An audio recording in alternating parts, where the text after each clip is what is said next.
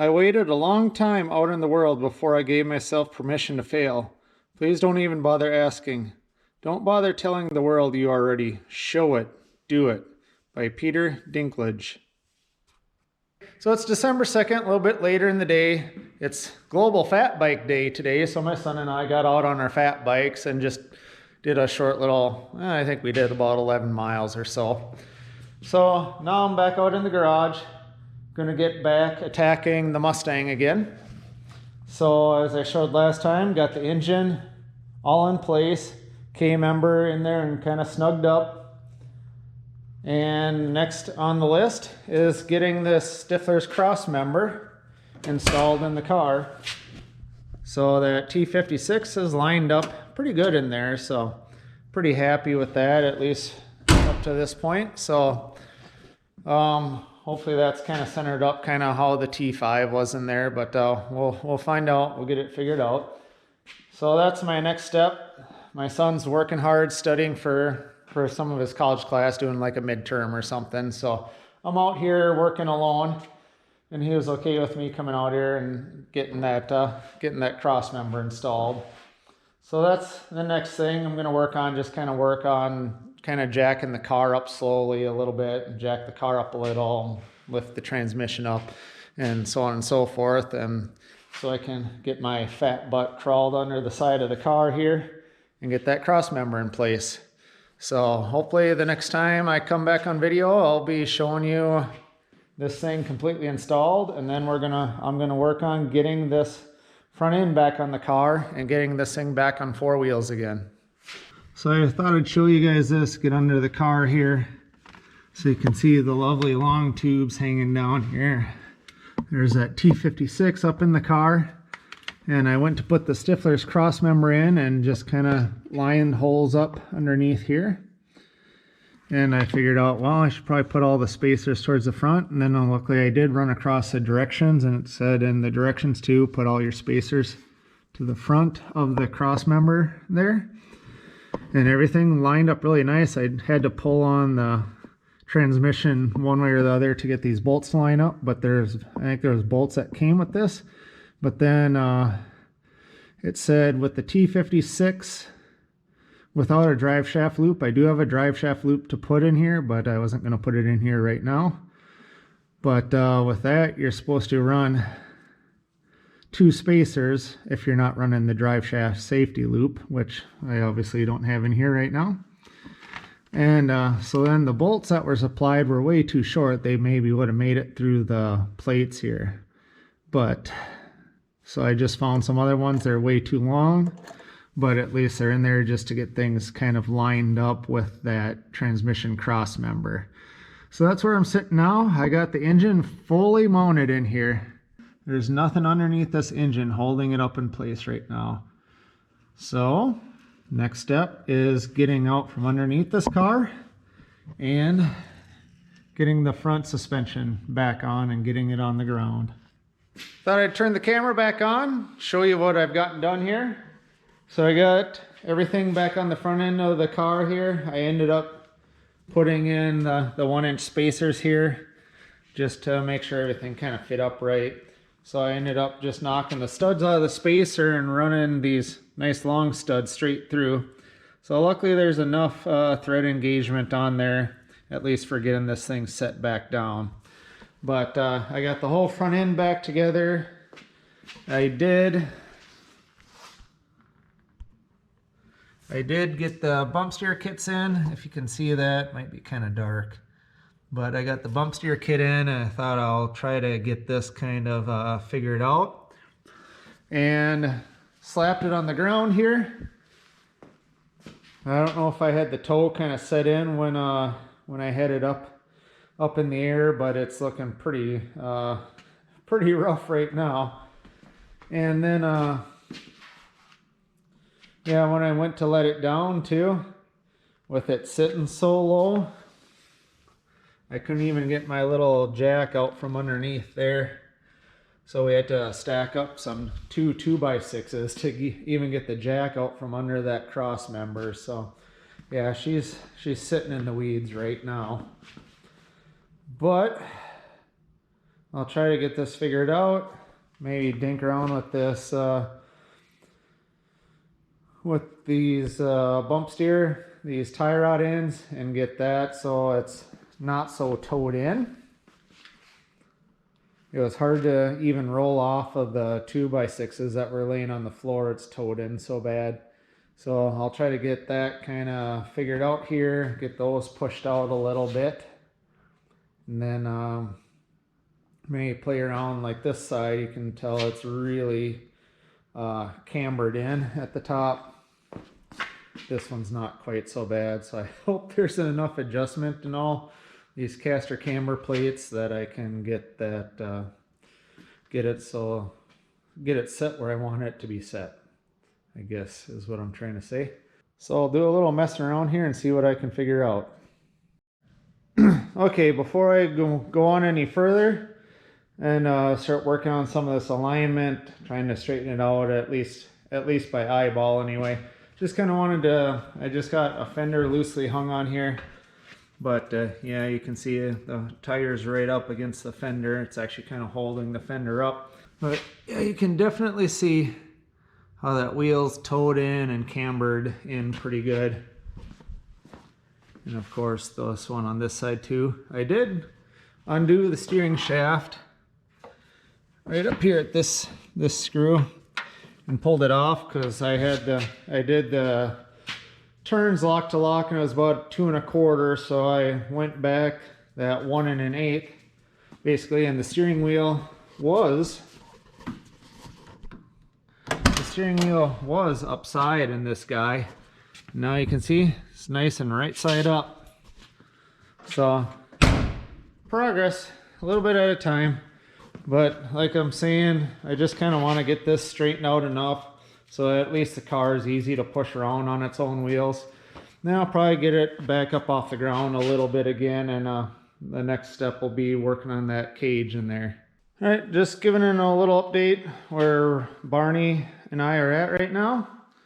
So as you can see, I got the car lifted back up off the ground. I think the last thing I was showing I was getting bump steer kit installed. I need to do a little more research and figure out the proper way of doing it. But what I thought was you want to have that tie rod parallel with the ground as it's sitting with the weight of the car on it. So I measured kind of to the distance of the center of the rack and then figured out what the difference was from where I had the tie rod end sitting from where the center of the rack was. And this kit comes with 2 big long bolts. So here's the shorter bolt in the bag here. I ended up going to the longer bolt since I figured I needed about 1 more inch of distance. So I got that all set up in there now. It looks maybe kind of iffy, so don't pick on it too bad. But if anyone does have any input, feel free to let me know. One thing I thought about playing around with was maybe getting this rack maybe set up a little higher, but it is sitting pretty tight to the oil pan. But I did mess around with it. You can slip like a thick sheet of paper between the oil pan and the steering rack, so it can't go up too much further at this point to kind of make up that difference. And plus I figure the car is probably sitting about 1 inch lower than what I plan on as a final product. Then also I wasn't quite sure. I do have that control arm set up on the upper of 2 bolts there. So as you can see, the steering rack kind of gets in the way of that lower bolt. The lower bolt hole.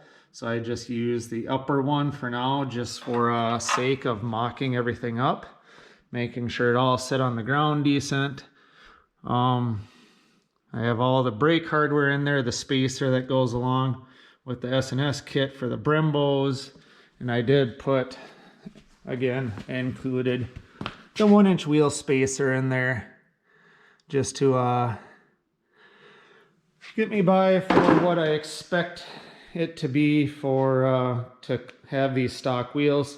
Clear the calipers, as like I said, I'll probably end up running these just for for like an initial fire up and maybe like the initial drive of the car, but these are not intended to be my final wheels. Like I've probably alluded to before, I want to run a pretty beefy tire on here and try to find a decent wheel that clears those Brembo calipers without a wheel spacer in there is what I'd really like to do.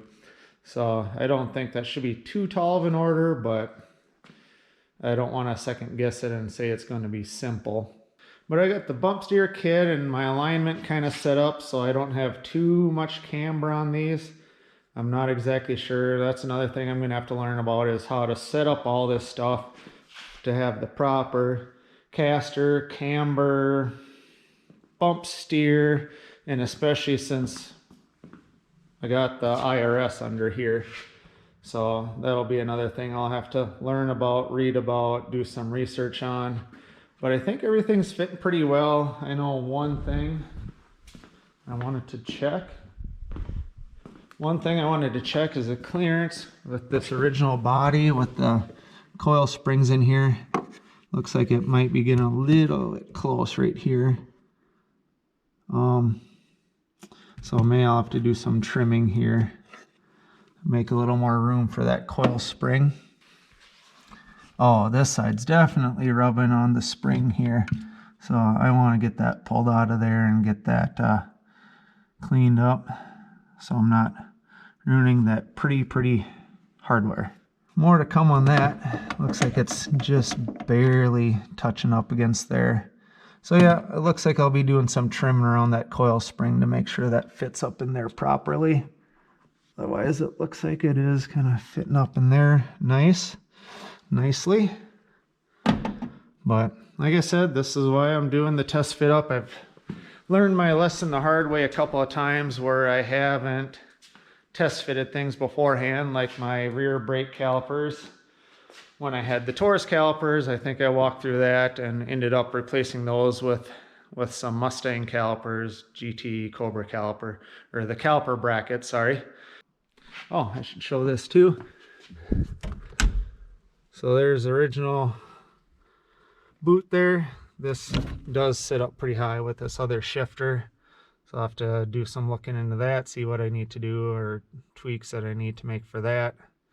I should probably run this bolt back in here and have some fun sitting in the car and making some motor noises and shifting gears. So that's where I am.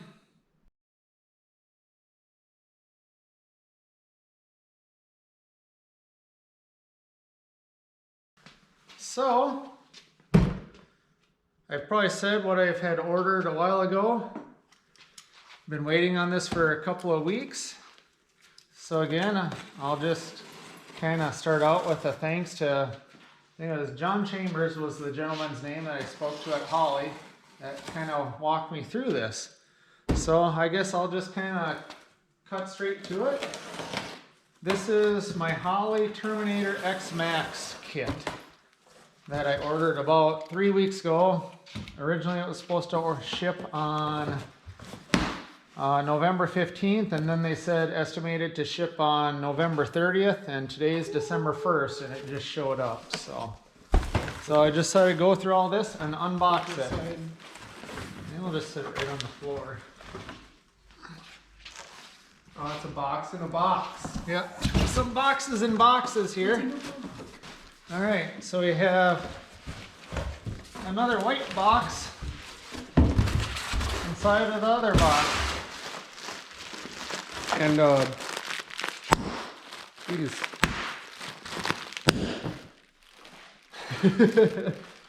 All right, so this is the kit, Terminator X Max for 11 through 12 Coyote TI-VCT. Part number, yeah, 11 through 12. My engine's in 2011. So if you change to a I don't know. 2 or something, you have to get a different one. I don't know. Ah, jeez. Ah, jeez. Oh well. But it's the Terminator X Max kit, so I do plan on still running the throttle by wire, so then you have to do the X Max kit. Then also, I don't know if I mentioned it before, I got the wiring harness that ties up to this kit for the T56.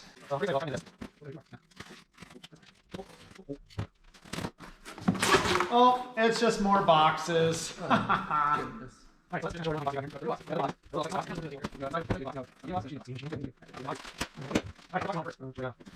Okay, so we got 2 boxes in here. So which one do we open first?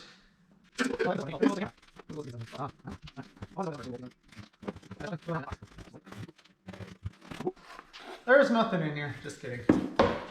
All right, so this box is just a bunch of wiring. So what's this one say? So we just got a bunch of different wires in here. Cylinder 7. Oh, it's an ejector harness. I wonder if this one's for cylinder 7. I don't know if it says it. It looks like an ejector harness. Cylinder 5. Or coil packs. Intake cam sensor. They're all wrapped up. Fancy. Yep. All wrapped up really nice. And this must be the main coil. Looks like I got a fuel pump relay and a bunch of different stuff here. So I know I did see, I think it was on the LMR site that, or somewhere I saw a nice how-to about installing all the wiring.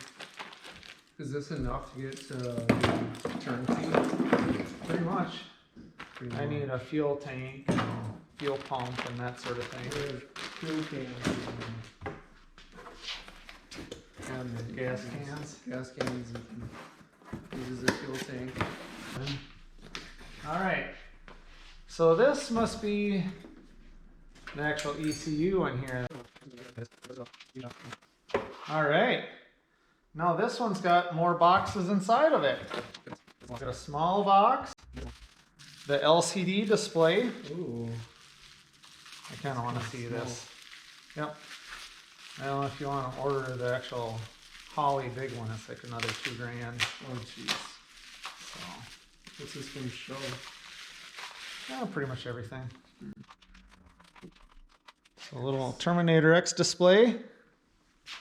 Ooh. Ooh. Ooh. You got a sticker. Oh! That's worth $2,000 in itself. So we got some extensions, O2 sensor, got some instructions, warranty card, coil drivers. Yeah, Holley EFI coil driver.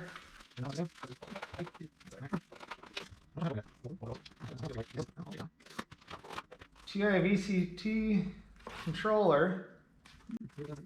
Yeah, nice. A lot of packaging in here. TI VCT controller.